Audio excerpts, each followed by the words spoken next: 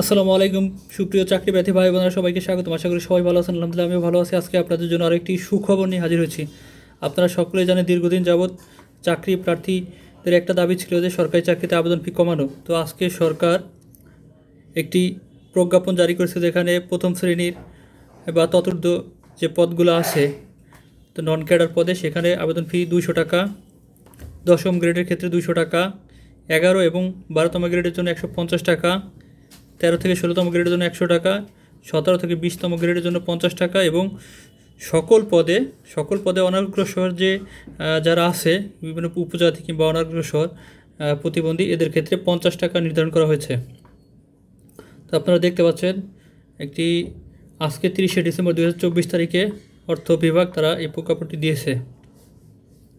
তো এর আওতায় কারা পড়বে? বাংলাদেশ সরকারি কর্ম কমিশন কর্তৃক পরিচালিত বিসিএস ব্যতীত নন ক্যাডার পদ এবং সরকারি আধা সরকারি স্বায়ত্তশাসিত প্রতিষ্ঠান, স্বশাসিত সংবিধিবদ্ধ কর্তৃপক্ষ ও বিভিন্ন ধরনের কর্পোরেশনের ক্ষেত্রে বিভিন্ন গ্রেডভুক্ত পদের পরীক্ষা ফি।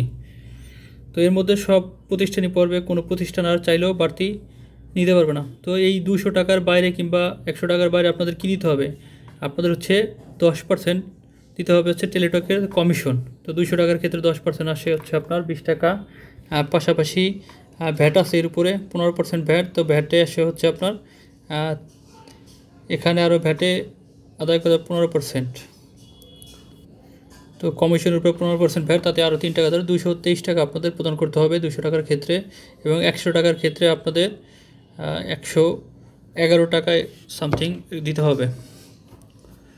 তো যারা আমার চ্যানেলটি এখনও সাবস্ক্রাইব করেনি অবশ্যই আমার চ্যানেলটি সাবস্ক্রাইব করে দিবেন। ধন্যবাদ সবাইকে, সবাই ভালো থাকবেন। আল্লাহ হাফেজ।